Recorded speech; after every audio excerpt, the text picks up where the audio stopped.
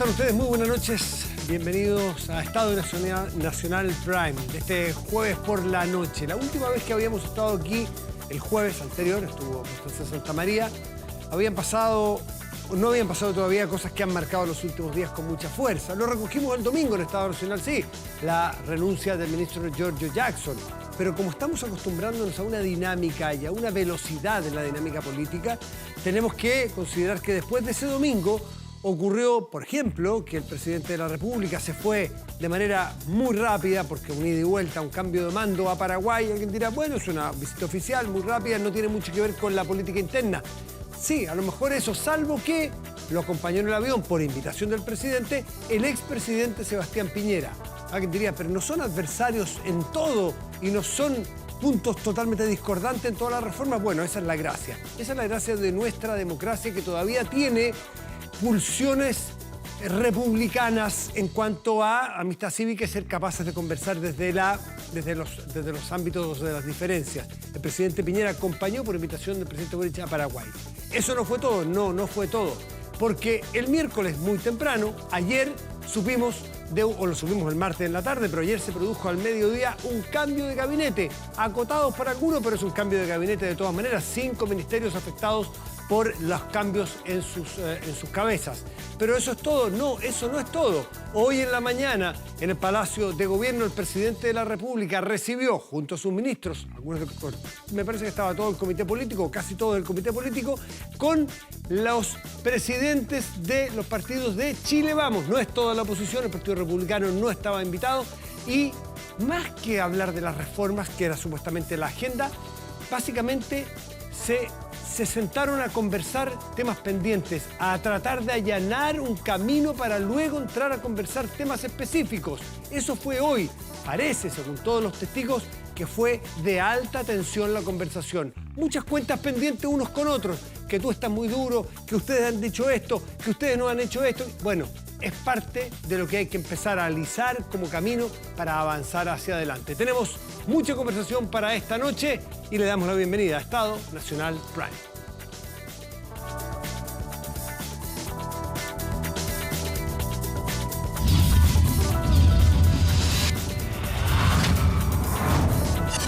Estado Nacional. Y antes de presentar a nuestros panelistas de hoy y luego de los invitados, recordarles, como siempre, que ahí está, en el cuadradito de abajo, está el código QR. Usted lo escanea y puede entrar a Spotify para revisar este programa, los anteriores, cortar, adelantar, ¿sí? En fin, repetir, todo hacia atrás. Así que ya lo sabe, invitado siempre a nuestro Spotify de Estado Nacional, a nuestro podcast que está en Spotify alojado de Estado Nacional. Y presentamos de inmediato a nuestros dos panelistas. Nos acompañan dos hombres especialistas no solo en encuestas, sino que en análisis político. Por eso presentamos de inmediato a Roberto Dixon, gerente general de CADEM. Roberto, gracias por acompañarnos. Matías. Muchas gracias. Y Cristian Valdivieso, socio fundador de Criteria. Cristian, gracias por estar aquí también. Muy buenas noches. Buenas noches, Matías. Buenas noches a todos los que nos están viendo. De los 3 eventos que mencioné así a la rápida del domingo a la fecha, el viaje del presidente con el presidente Piñera, que lo convierte en un viaje especial, del cambio de gabinete, acotado, pero es cambio de gabinete, la reunión de hoy de Chile Vamos con el presidente y su comité político, ¿cuáles son los hechos, cuál es lo más relevante de mediano y largo plazo hacia adelante, es tu juicio, Cristian? A ver, yo creo que la reunión que hubo hoy día con Chile Vamos, pensando en que puede haber salido algún tipo de humo blanco o algún tipo de buena voluntad o disposición a conversar, creo que pensando en el mediano y el largo plazo, eso sin duda debe ser lo más importante. Ahora, en términos estructurales, posiblemente sea o haya sido el cambio de gabinete. Ahora, hay que desglosar el cambio de gabinete. Yo creo que cada uno de estos hechos merece su análisis en particular, aun cuando sistémicamente, evidentemente, todos son interesantes, son importantes y apuntan en una cierta dirección. Vamos a desglosarlo luego. ¿Qué significa? ¿Qué cuentas hay que sacar? Roberto Dixon, tú de los 3 hechos, ¿dónde pondrías los énfasis en el análisis? Yo creo que el cambio de gabinete, y entiendo a aquellos que han planteado que fue un cambio de gabinete acotado, que toca al Ministerio de Educación, Cultura, mueve bienes nacionales, pero no podemos entender este cambio de gabinete sin la salida de Giorgio Jackson. Y eso es el cambio de gabinete realmente. Pero eso pasó hace mucho. Pero eso pasó el jueves en la noche, pasar, digamos. Claro, pero Viernes en la tarde. El cambio de gabinete es la salida de Giorgio Jackson. El resto, efectivamente, es pequeños ajustes, digamos, en ministerios sectoriales. Pero la salida de Giorgio Jackson del gabinete del presidente Boric es equivalente a la salida de Andrés Chadwick en el gobierno de Sebastián Piñera, de Rodrigo Ginspeter en el primer gobierno de Piñera, de Rodrigo Peñalillo en el segundo gobierno de la presidenta Bachelet. Giorgio Jackson es la persona que llegó a la moneda con Gabriel Boric, que pudo haber sido también candidato presidencial si no fuera por edad.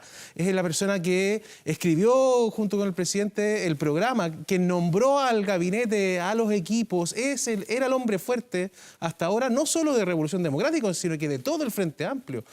Los diputados de Convergencia Social fueron electos gracias a la fuerza electoral que tenía Giorgio Jackson en su distrito. Entonces, que salga Giorgio Jackson del gabinete, digamos, es probablemente uno de los cambios más relevantes que vamos a ver en este gobierno, en términos políticos. Y quiero invitar a Paulina Bodanovich a la conversación de manera virtual, la presidenta del Partido Socialista. Paulina, buenas noches, ¿cómo estás? Hola, muy buenas noches, Matías. Aquí muy está, bien. Sí, está Roberto Dixon y Cristian Valdivieso, que nos Los acompañan. veo, sí, Los estaba estás escuchando. viendo. Muy buenas noches a ambos. Buenas noches. Hola, hola. Bueno, estábamos hablando del cambio de gabinete que partió, creo que acierta de todas maneras Roberto Dixon, partió el viernes. Y me gustaría que tú también te hicieras cargo de un análisis y no solo del fondo, sino de la forma, porque creo que la forma de la cual Giorgio Jackson nos comunicó a nosotros, también hay algo detrás de eso, que no apareció el presidente, Giorgio Jackson diciendo: he tomado la decisión de renunciar, deja latente y abierto un cambio de gabinete que se produce 3-4 días después. ¿Cómo analizas tú la salida de Giorgio Jackson del gobierno? Bueno, creo que se habló harto los días previos a esto de la descompresión que podría producir la salida del ministro Jackson, sobre todo en un escenario donde la derecha se ha puesto en una forma bastante intransigente en posición de no conversar. Y creo que finalmente ocurre aquello. Me imagino que también el hecho de que el presidente invitara al presidente Piñera a Paraguay y haya conversado también estará colaborando en que el presidente Piñera haga sus esfuerzos en Chile Vamos. Y lo que vemos hoy día al menos es, como decías tú al principio, que se está allanando un camino a poder conversar de nuevo. Yo creo que es muy peligroso esto de pararse de la mesa y dejar los temas. Lo vimos en seguridad anteriormente y afortunadamente eso se pudo retomar. Hay un trabajo que está avanzando en el Congreso, pero ahora estamos hablando de temas bastante importantes también para la ciudadanía. Creo que el tema previsional es el tema que a los adultos mayores en nuestro país, que es una cantidad creciente, les importa, les llega, y por lo cual tenemos que jugarnos esta posibilidad. No, claro, por eso yo comentaba que de alguna manera, claro, el hecho político sin duda, y comparto con Roberto, es la salida de Giorgio Jackson por lo que él significaba y por el reacomodo que hay en el gabinete, pero más allá de la salida de Giorgio Jackson, lo que vimos es un ajuste de gabinete bastante cosmético, cuyo objetivo era descomprimir efectivamente, y la idea de descomprimir, como dice Paulina, es poder generar una conversación, porque el problema en que estamos es que si seguimos en esta lógica de polarización del gobierno atrincherado en su 30%, por decirlo en términos generales, la oposición diciendo no a nada, ni sal ni agua, cuando te quedan 2 años y medio de gobierno, eso es una bomba de presión para cualquier sociedad. O sea, no podemos estar en esa situación. Entonces es muy complejo porque si no hay conversación, si no hay diálogo, si no hay posibilidad de llegar a acuerdos, yo veo que esto no tiene un camino más de salida y que la frustración de la sociedad y de la ciudadanía va a seguir aumentando. Eso además va a repercutir en que no haya ninguna posibilidad de aprobar la nueva Constitución al final de este año, y eso genera un cuadro muy complejo de administrar, sea para quien sea el gobierno. Y lo que estamos viendo hoy día es que está complicado porque vamos a celebrar en pocos días más, a conmemorar los 50 años del golpe de Estado, y estamos llegando más polarizados que nunca a esta situación en toda la transición. Cuesta, sí. Roberto. No, yo sé, ahora le tengo una pregunta más bien. El caso convenio explotó, no sé, 2 meses, 1 mes y medio atrás, digamos. Y efectivamente la posición de la oposición de no avanzar en conversaciones sobre la reforma de pensiones mientras estuviera el ministro Giorgio Jackson en el gabinete, por lo tanto ocurrió hace 1 mes y medio. Este gobierno lleva 1 año y medio, tuvo un proceso para poder conversar en torno a la reforma tributaria que terminó siendo rechazada primero en la Cámara de Diputados, y ya lleva 1 año y medio para poder sacar adelante las conversaciones que permitan allanar un camino sobre la reforma de pensiones. Entonces, quizás de alguna manera, y aquí mi pregunta, digamos, ¿están muy lejos las posiciones entre gobierno y oposición en relación a la reforma de pensiones? ¿Y cuál es el rol también de lo que quieren los chilenos en torno a la reforma de pensiones? Porque no pareciera solo que hay oposición de parte de Chile Vamos a la reforma de pensiones del gobierno, sino que también de parte de la opinión pública. La opinión pública no quiere libertad de elección en administración y gestión, no quiere monopolizar en el Estado, ¿cierto?, la administración de los recursos, quiere que el 6% vaya en su mayoría a cuenta individual, no a un fondo solidario colectivo. Entonces, ¿cómo ve en ese sentido la perspectiva del tiempo que ha tenido el gobierno para avanzar en la reforma de pensiones, y si la oposición al proyecto del gobierno no solo está en Chile Vamos, sino que básicamente a nivel de opinión pública? Paulina. Mira, yo creo que el proyecto, todo esto evidentemente se puede conversar, y ha habido una variación de lo primero que se planteó por parte del gobierno ahora. Ahora, yo creo que esto de la opinión pública es bien relativo, porque, y no quiero desconocer, aquí están dos grandes representantes de las encuestas que todos miramos, pero no quiero desconocer el contenido de las encuestas ni la metodología ni nada, sino que simplemente decir que las personas en la calle o en los lugares donde uno va no están parados en la ideología, digamos, mire, el 6%, el 2%. No, lo que quieren es que mejoren sus pensiones. Entonces yo creo que nosotros tenemos que ser capaces de entender que también la opinión pública, cuando tú le planteas esto en blanco y negro y le dices, o se pone esto como mi plata no, en esos extremos, digamos, con mi plata no, parece que se llama el asunto.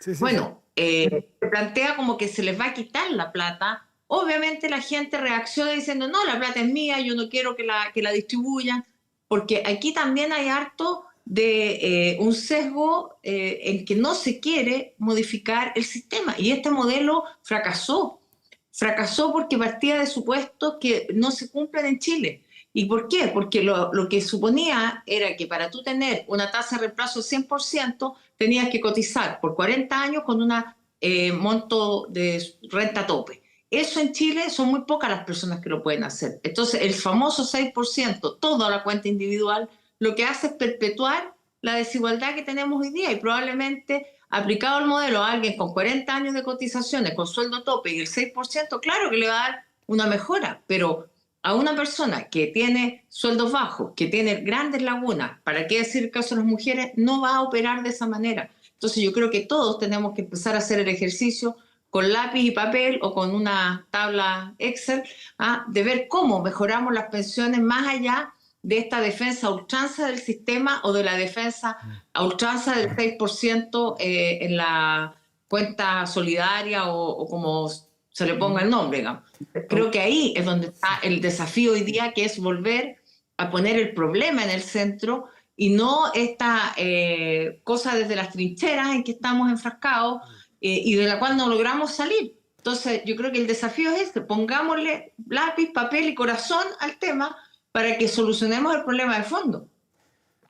Paulina, ¿cuánto crees tú que...? Porque el problema, el problema o la tensión con el proyecto de pensiones desde el punto de vista de la opinión pública no se acota solo al tema del 6% adicional, a dónde va, sino que también hay una fuerte o una creciente desconfianza en el Estado como administrador de fondos de pensiones de las personas. Entonces mi pregunta es, ¿cuánto crees tú que habrá influido y cuánto crees tú que va a influir en esta conversación el caso convenio? Porque el caso convenio lo que muestra es, evidentemente, el robo, para decirlo directamente, la corrupción, como se ha dicho técnicamente desde el Ministerio de Justicia, de agentes del Estado con platas públicas. Un caso que además se ha extendido ya a varias gobernaciones, y pareciera ser que el Estado en general, más allá del gobierno de turno, ha cometido actos de corrupción y la gente aumenta su desconfianza. Entonces, mi pregunta frente a ello es si tú ves que esto pudiera también afectar la posibilidad de que el Estado pase a administrar los fondos previsionales de las personas. Bueno, es un tema que evidentemente frente a la falta de confianza que existe de la ciudadanía hoy día acrecentada, porque ya la política es una actividad poco prestigiada, la confianza en las instituciones, en el Congreso, en el propio Poder Judicial, no está del todo alta, al contrario, vemos en las encuestas cómo hay muy pocas personas que tienen confianza en el sistema y eso es muy peligroso.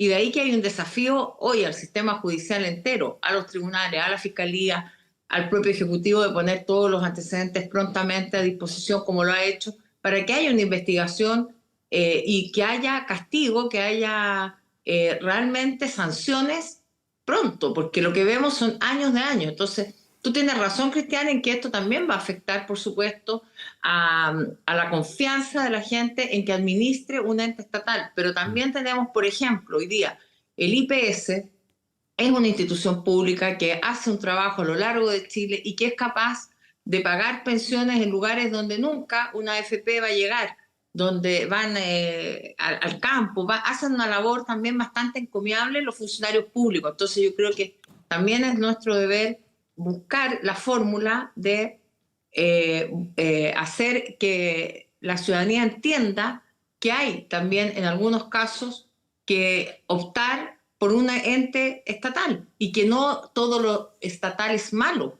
ni está corrupto. Ahora, es un desafío importante, tremendo, pero bueno, ahí hay que trabajar aquello y sobre todo yo creo que en la medida que esto se resuelva prontamente en la justicia y que dudo también porque la verdad es que los juicios y la fiscalía en particular demoran demasiado en este país para poder llegar a término los juicios. Paulina, déjame, antes de despedirte y liberarte, porque sabemos que tenéis otros asuntos, volver un poquito atrás, porque estas reformas son requete contra importantes, pero al asunto del cambio de gabinete y los equilibrios políticos. Alguien dirá que qué importa la política, pero la política son los equilibrios, la política también es la relación entre partidos, entre fuerzas políticas, y para eso en un gobierno es fundamental, que te lo vamos a explicar a ti.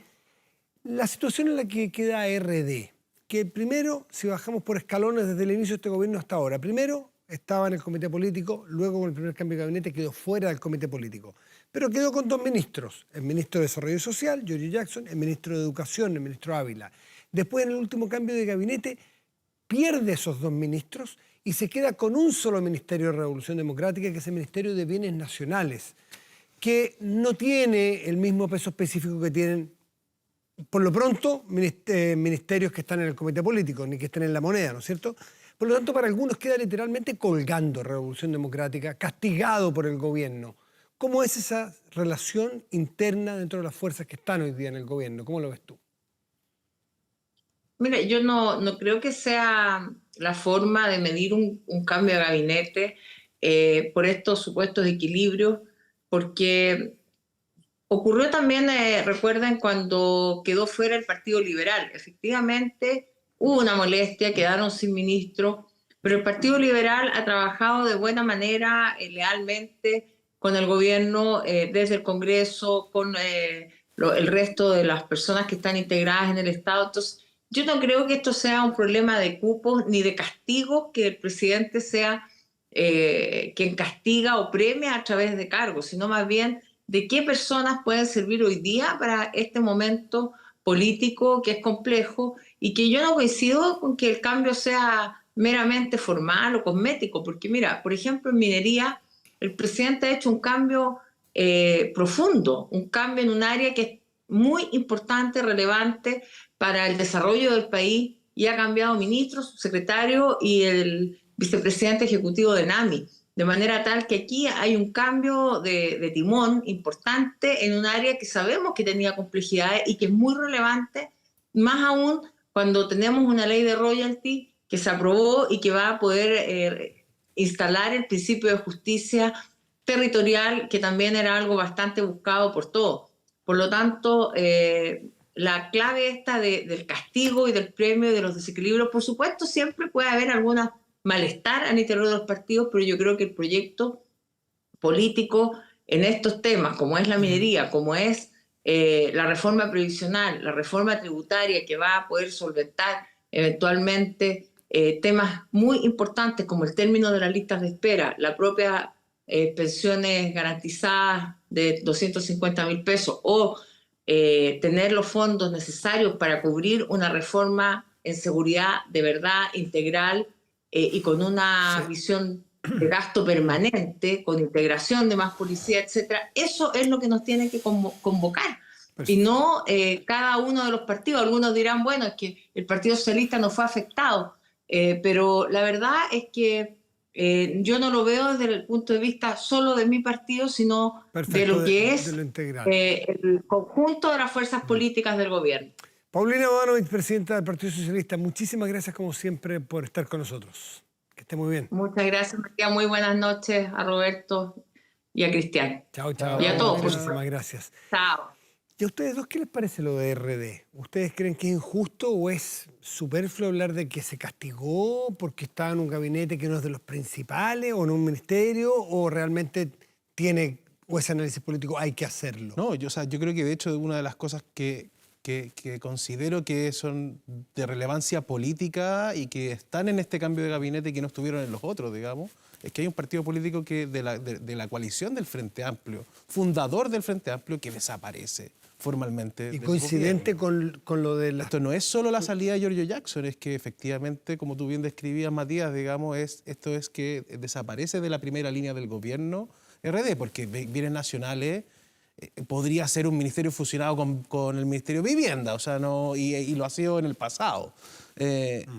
Entonces, aquí hay un cambio de fuerzas al interior del mismo Frente Amplio, y va a ser interesante qué es lo que pasa con el Frente Amplio aquí adelante.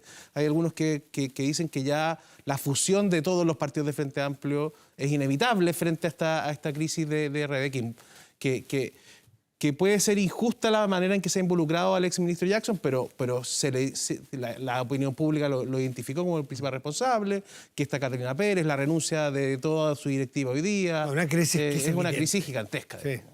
No, sin duda. El caso convenio aceleró el proceso de fusión del Frente Amplio, y como en política era rey muerto, rey puesto, lo que se ve hoy día es que tiene la hegemonía del nuevo Frente Amplio, que probablemente va a tener otro nombre y va a ser un solo partido, y ahí Convergencia Social claramente va a tener la hegemonía por lo menos durante un tiempo respecto... En el partido del presidente, en ese mundo. Evidentemente que el ajuste de gabinete fue un ajuste para ajustar cuentas con el Frente Amplio, o sea, y con Revolución Democrática. Sin duda que fue así, y el que pagó las cuentas fue el principal responsable de esto, que fue el mundo de Revolución Democrática.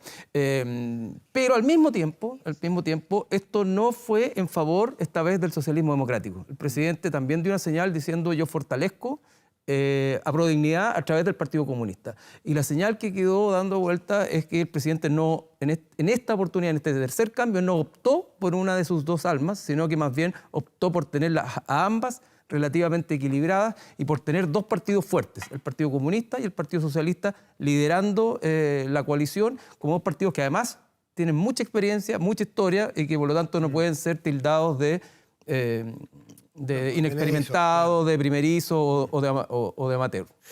Vamos a hacer una pausa, ¿les parece? A la vuelta vamos a seguir conversando todos estos temas, y se nos va a incorporar a la conversación Diego Chalper, secretario general de Renovación Nacional, diputado, con los temas de actualidad. Estuvo en la reunión de hoy día en el Palacio de la Moneda, nos podrá contar de qué se trató, cómo estuvo la temperatura, las pulsiones dentro de esa reunión. Hay elecciones en su partido, en Renovación Nacional, este fin de semana. Pausa y volvemos, espérenos.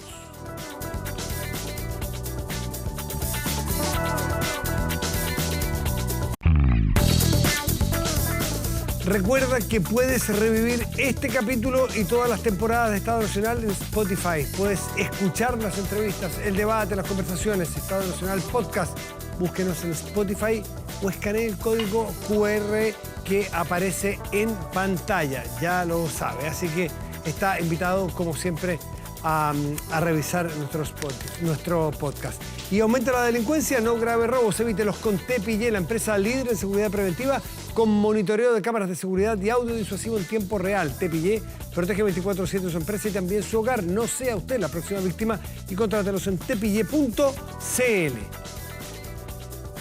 Ya anunciado, más no presentado, pero ahora sí, Diego Chalper, secretario general de Renovación Nacional, diputado por la región de O'Higgins. Diego Chalper, buenas noches, gracias. La zona norte de la región de O'Higgins. La zona norte de la región de O'Higgins. Hasta Mayoa. ¿Tienen elecciones este fin de semana? Tenemos elecciones, sí. El sábado tenemos elecciones con más de 140 locales de votación en Chile. Renovación Nacional tiene votación presencial. Yo de repente veo que algunos partidos de distintos lados celebran votaciones electrónicas de una cantidad de electores, pero RN va a ser capaz de parar más de 140 locales en Chile y esperamos que vote mucha gente. ¿Cuánta gente es mucha? La vez pasada votaron 14.000 personas en la elección que competimos nosotros y nos parece que eso ya es una cantidad significativa cuando estás hablando de elecciones que van desde la Isla Grande, Chiloé, Gualañé, Isla de Pascua, Arica. O sea, el fondo tiene una extensión territorial y eso es algo que Renovación lo tiene que enorgullecer mucho. ¿Les parece que partamos por lo que ocurrió hoy día? Porque Diego Chalper estuvo en el Palacio de la Moneda y parece que la agenda era una, pero lo que se dio allí es otra cosa. Se dio un poco, en el buen sentido de la palabra, si se puede pasar de cuenta uno y otro del tono que ha tomado el diálogo o el no diálogo en nuestro país. Que eso redunda en que las reformas no se pueden abordar con la seriedad y la profundidad que se debiera y que se haya retrasado el trato de estas y que haya mesas cojas y que no se siente uno, no se siente el otro, que tu tono era muy fuerte, no que el tuyo, es que tú te pasaste... Bueno, en fin, ¿de qué se trató la reunión hoy día? Con el presidente ahí en la cabecera. Cuando se reúne la oposición y el gobierno, tú puedes cometer un gran error, que es ponerte a discutir el perilleo de la reforma. Pero aquí había una discusión política que había que tener sobre cómo estamos entendiendo la marcha del país, sobre cómo interpretamos los últimos acontecimientos. Entonces, claro, fue una reunión áspera a rato, porque hablamos derechamente el diagnóstico que tenemos sobre lo que está ocurriendo en Chile. Yo creo que le hicimos ver al gobierno que ellos tienen un diagnóstico de ciertas cosas que dista de lo que nosotros vemos de la realidad. Ellos sienten que ceden mucho en cosas cuando en nuestra opinión se ponen simplemente a tono de ciertas cosas que percibimos en la ciudadanía. Y yo creo que ellos todavía no aquilatan del todo, no quiero rememorar episodios complejos para el país, pero ellos hace un año impulsaron institucionalmente, y cuando digo institucionalmente, con todo el aparato del Estado detrás, con el presidente de la República a la cabeza de un proyecto que básicamente pretendió que una minoría muy extrema le impusiera los términos de la conversación a una amplia mayoría de chilenos. Y eso obviamente tiene consecuencias. Acá tenemos dos grandes analistas. ¿Cuánto de eso explica la contrarreacción que experimentamos en el Consejo Constitucional? Bueno, mucho de eso. ¿Cuánto merma las confianzas? ¿Cuán creíble es que yo le pueda creer a que el mismo que impulsó un proyecto que básicamente pretendía que tus ideas quedaran arrinconadas constitucionalmente, hoy día tiene interés de dialogar contigo de buena fe? Eso no se recompone con un perilleo a nivel de técnicos o una mesa técnica artificiosa para sacar 3 o 4 proyectos de ley. Más allá de una conversa historia, franca. Pero una pregunta más allá de la historia reciente, ¿qué los hace pensar de que el presidente no quiere negociar de buena fe? ¿Y hasta cuándo esta incredulidad respecto de las conductas pasadas va a afectar la posibilidad de conversar respecto al futuro? Porque nosotros en este país llevamos muchos años discutiendo respecto de quiénes tienen o no legitimidad para hablar del país, porque algunos apoyaron una dictadura, otros recuperaron la democracia. Entonces, bueno, nos podemos llevar discutiendo ad eternum respecto de eso. Entonces, yo entiendo el punto, pero la pregunta es, ¿qué los hace pensar hoy día que el presidente de la República no tiene intención genuina de dialogar y de conversar? Mira, Cristian, pasó una cosa bien curiosa. Los que hoy día concurrimos a esa reunión éramos el mismo elenco que negoció el acuerdo constitucional. Si nosotros fuéramos mezquinos y estuviéramos en el cálculo del corto plazo, jamás nos hubiésemos embarcado en una cosa así. De acuerdo. Por lo tanto, se dio esa coyuntura y le dijimos, mire, presidente, aquí vemos gente que hemos tenido capacidad de más o menos marcar distancia a los propios por temas de Estado. Pero usted entenderá que si yo quiero tender puentes con el Partido Socialista, parece poco recomendable insultar en la víspera a Salvador Allende. Bueno, eso es lo que hace usted cuando en la víspera insulta de la manera que lo hace a uno de los fundadores del partido. Entonces, si usted quiere construir puentes, necesitamos que este clima de diálogo no sea una cosa esporádica, sino que sea una constante. Escuchaba a la senadora Bodanovich hablar de la mesa de seguridad. Mira, yo formaba parte de la mesa de seguridad. En la historia en algún momento se va a saber que estábamos muy avanzados y a todos nos pilló de sorpresa que en esa coyuntura al presidente de la República se le ocurra indultar a 13 personas con alto prontuario. Es como que a Matías lo inviten a una mesa por la libertad de prensa y en paralelo el presidente de la República instala una política de censura previa. Al menos permítele a Matías dudar si hay real y genuino interés. Entonces, nosotros lo que necesitamos del gobierno, y así se lo dijimos, son ciertas condiciones que hagan creíble el diálogo y son 3 y las explico cortitas. La primera es que quede claro que se abandona ese tono a los tingos, a la intolerancia, y eso se tiene que expresar en las personas que designan, en los énfasis que tienen. Lo segundo, nosotros vemos un gobierno poco en la vanguardia en el tema de corrupción. Acá el gobierno, Matías, reacciona sobre lo que la prensa descubre. No sé, una de las cosas que dije yo en la reunión, presidente, por Dios que sería distinto que usted diga, sí, mire, hicimos un análisis interno y descubrimos 3 seremi en una situación y los denunciamos nosotros.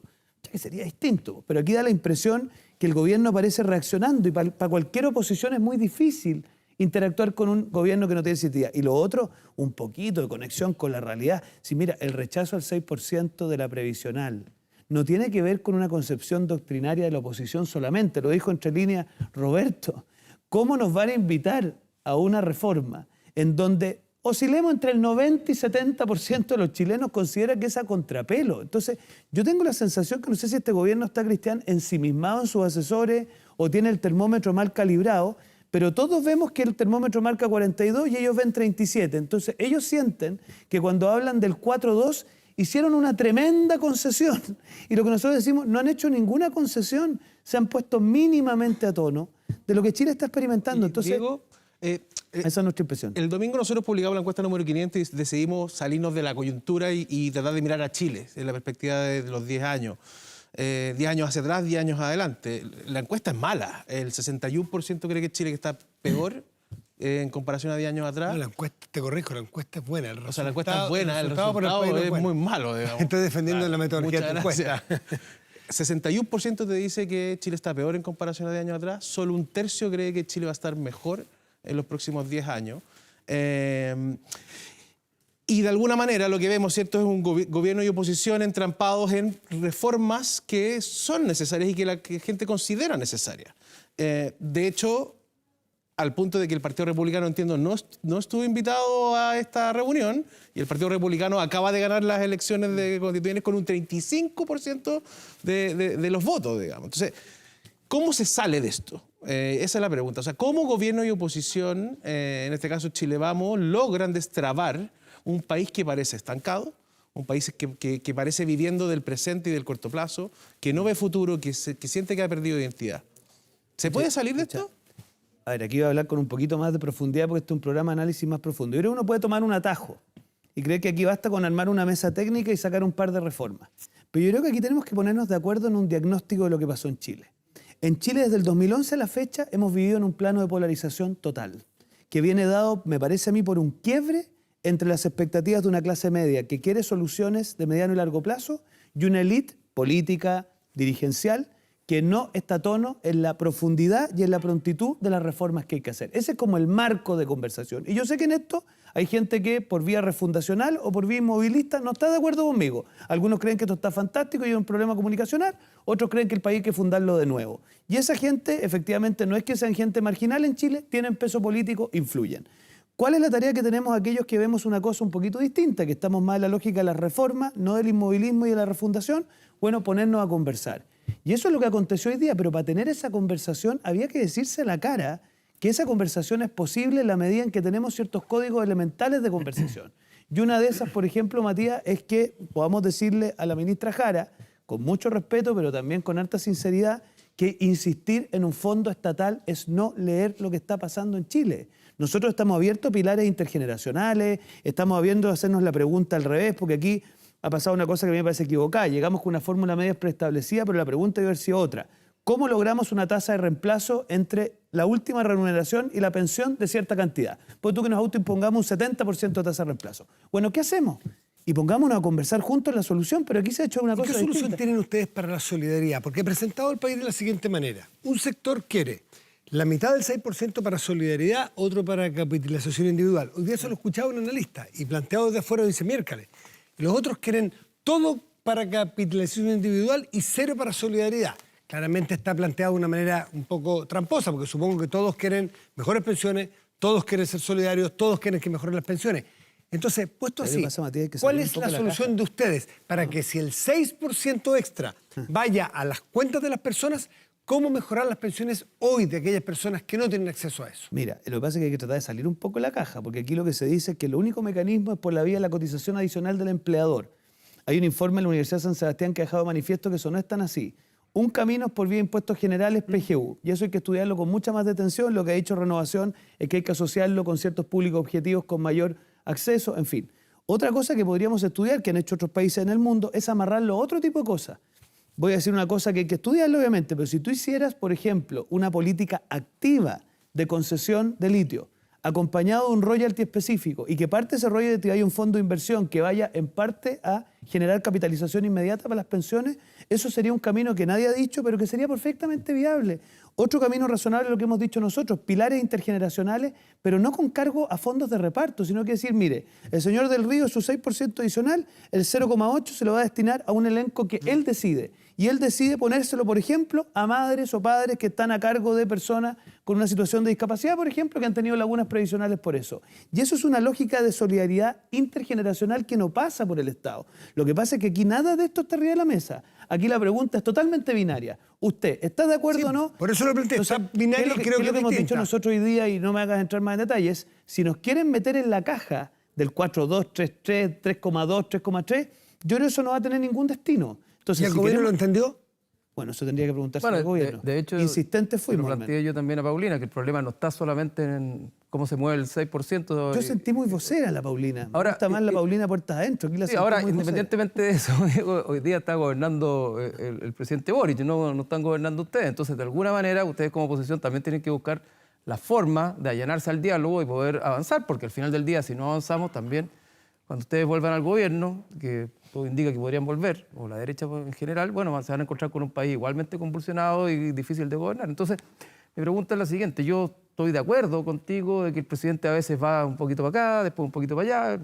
Lo he dicho, lo he repetido, lo he escrito durante mucho tiempo. Pero más allá de eso, el cambio de gabinete uno puede interpretarlo también como una suerte de atrincheramiento del gobierno, una suerte de quedarse con los suyos, más allá del ajuste con Revolución Democrática, porque quizá detrás del juicio que hay en el gobierno, detrás del cambio de gabinete, el presidente piensa que ustedes no están dispuestos en ninguna circunstancia, ustedes me refiero a la derecha, a dialogar con el gobierno.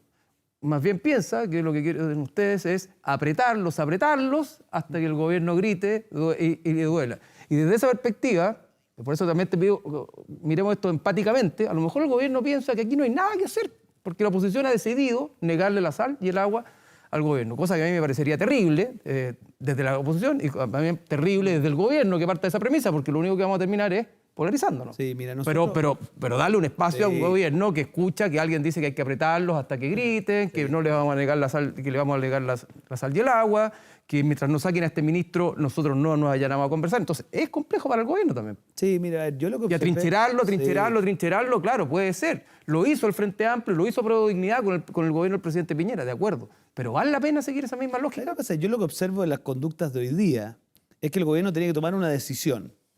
O asumía su posición de gobierno de minoría y por lo tanto trataba de construir acuerdos artificiosos por la vía de pirquinear 3-4 votos para sacar adelante las reformas.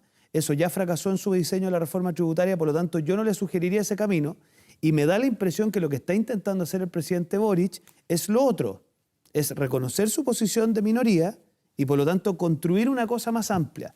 Y de momento que nosotros concurrimos a Hoy Día en la Moneda, créame que, Cristian, no me aplaudieron a gritos en todas partes por haber concurrido Hoy Día en la Moneda a un gobierno cuestionado por casos de corrupción y radicado en el O sea, 28 hay 30%. gente que todavía quiere apretar y arrinconar al Pero gobierno. es cosa de ver televisión cada Pero cierta su frecuencia. sector- Pero, Matías, Bueno, una candidata de RN sí, a o las sea, elecciones dijo eso. a ver, evidentemente, pero la pregunta que uno tiene que hacerse es la siguiente, es, tú cuando tienes grandes temas país por delante, ¿te vas a quedar en la lógica mezquina o no? Pero al mismo tiempo, obviamente, exigirle al gobierno, que es el que tiene el impulso en el país, porque a veces se le pide a la oposición tener el impulso. Si los que tienen los impulsos, los que generan los tonos, los que generan los ritmos son los gobiernos.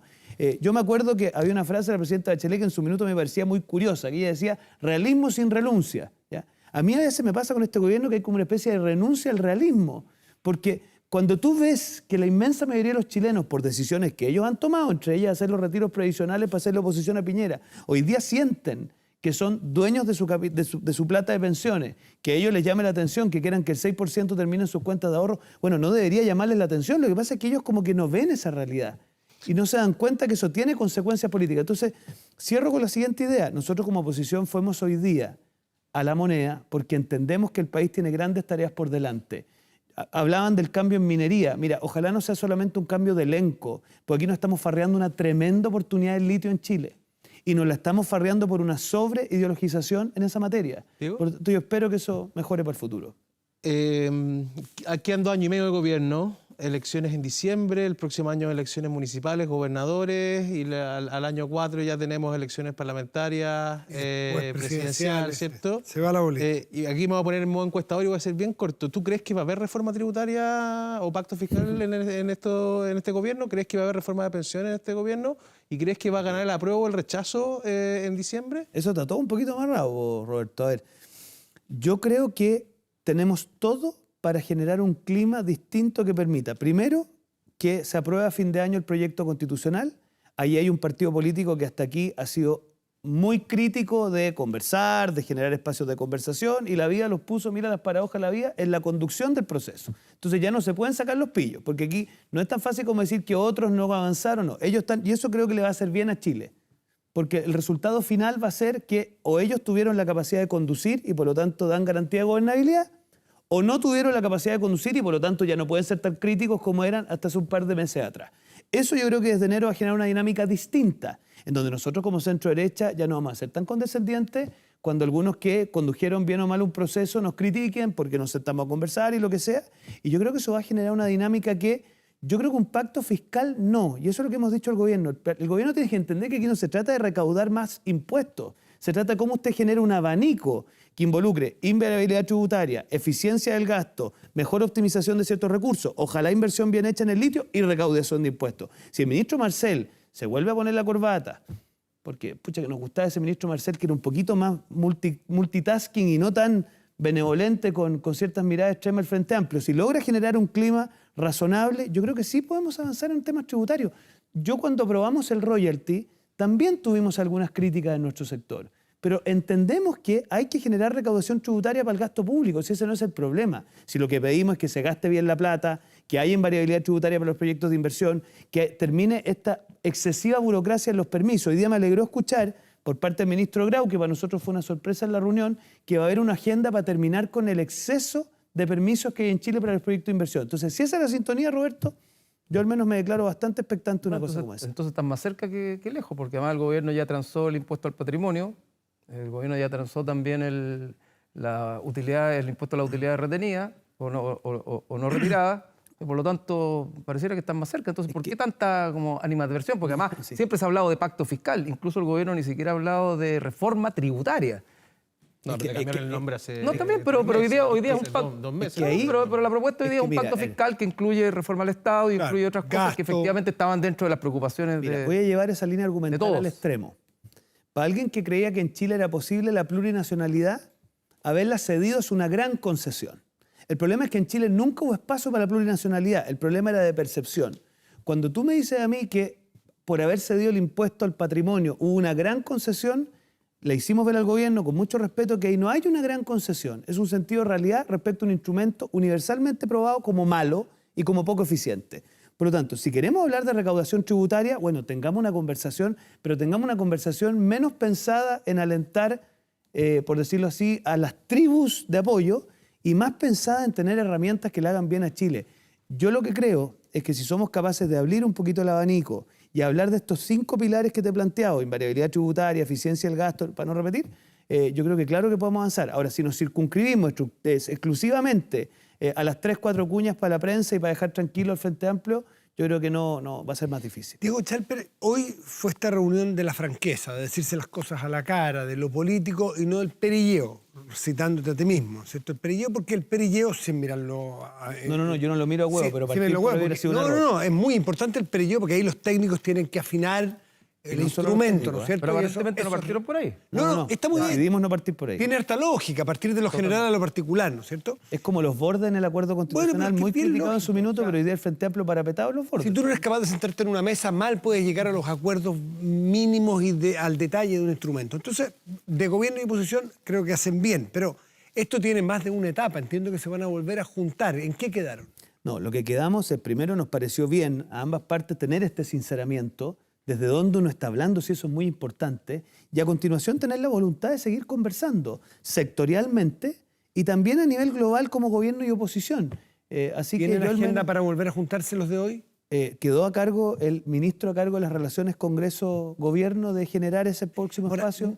Yo confío que él va a ser capaz. No sé si ustedes están de acuerdo, sumo en esto también a Roberto y a Cristian, nada más de Diego, de que esta reunión, que es muy buena, muy fructífera, de esperanza de que se va a poder volver a la senda de conversar, es también el síntoma de una falla de la política, porque esto no debiera ocurrir en el Palacio de la Moneda con el presidente como árbitro. Esto debiera pasar normalmente en el Parlamento a través del perilleo en las comisiones expertas y el diálogo en las salas, porque para eso son elegidos por las distintas ciudades, regiones y sensaciones políticas de los chilenos y las chilenas.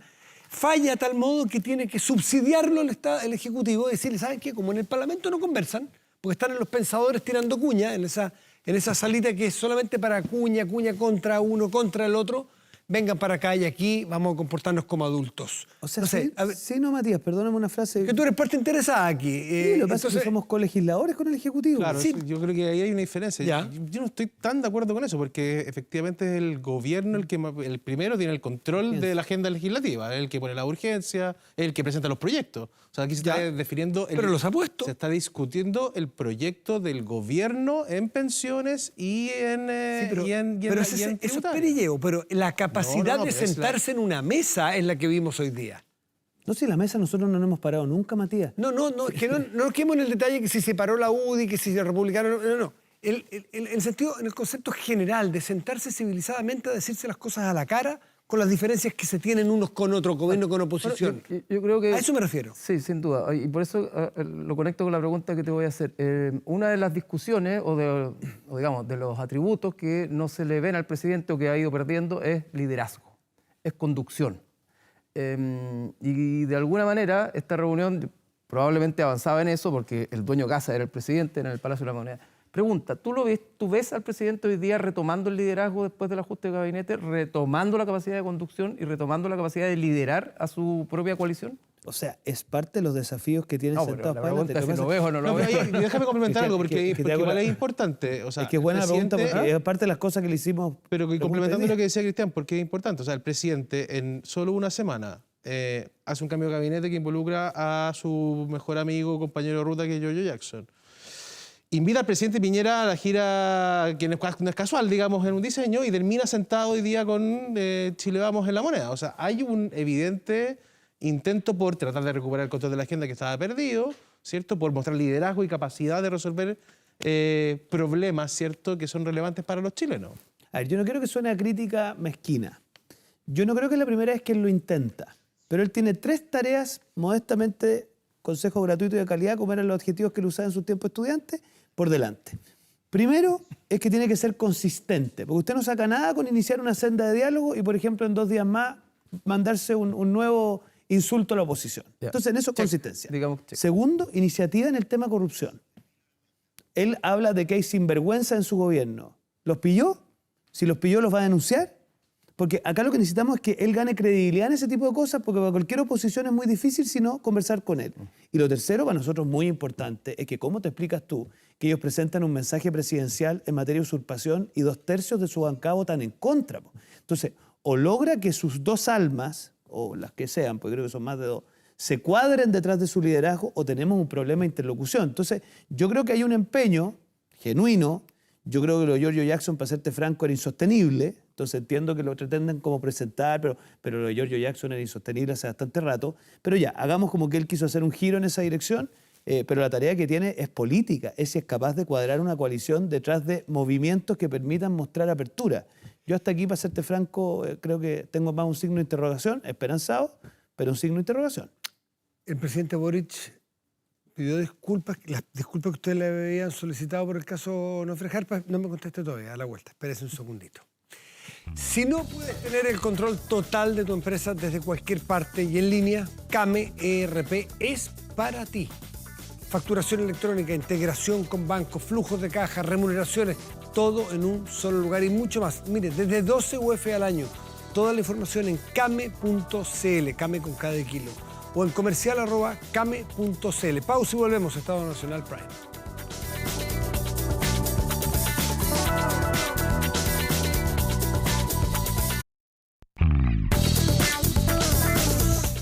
Estamos de vuelta, le habíamos dejado planteado a Diego Chalper la pregunta es si hoy se reunieron con el presidente de la República, tocaron el tema Sergio Onofre Jarpa. Es un tema muy ochentero, si usted quiere, pero bueno, salió a la palestra la semana pasada en boca del propio presidente Boric. Ustedes le exigieron disculpas. No, fuimos extremadamente claros en que si él quiere construir puentes de diálogo, no es una buena idea agredir a uno de los partidos con los cuales usted quiere construir. ¿Habló del tema hoy? Hablamos hoy día del tema. ¿Sí? Yo obviamente no voy a desclasificar cosas que son reservadas de esa reunión, pero fuimos muy enfáticos en que para Renovación Nacional esto es un tema sensible. ¿Por qué al final? Porque Onofre Jarpa, en palabras de Patricio Aylwin, fue una persona muy importante en ciertos acuerdos de la transición, en la reforma laboral y en la reforma tributaria de la época. De hecho, yo al menos, después de hablar con muchas personas, me formé la convicción, a propósito de lo que han dicho algunos liderazgos de mi partido, que don Sergio probablemente hubiera dicho que había que ir a la moneda, porque lo que hay que es construir diálogo cuando se tratan temas país. Entonces, a diferencia de lo que creen algunos liderazgos de mi partido, lo que hizo hoy día la directiva del partido fue precisamente porque somos tributarios de grandes acuerdos en la historia de la transición en Chile, con los Alamán, con los Onofre Jarpa, con otros tantos, que han contribuido desde la vereda de los acuerdos. Pero parte de eso, Matías, es ir... El presidente aceptó que ustedes tenían un punto al... Yo esa parte me la reservo y me la guardaré si algún día... Ya, pero si siguieron sentados y conversando, yo debo suponer que... Bueno, tendré que preguntarle al presidente, pero yo la verdad que no voy a desclasificar la reacción del presidente. Lo que sí tengo muy claro es que fuimos muy enfáticos y así lo entendió el presidente. Diego Chalper, muchísimas gracias por estar esta noche aquí. Gracias a usted, que les vaya bien. Por lo mismo, Roberto Dickinson y a Buenas Cristian noches. Valdivieso, ambos por acompañarnos esta noche. Y a ustedes también, que tengan muy buenas noches, que descansen y gracias por venir. Chao.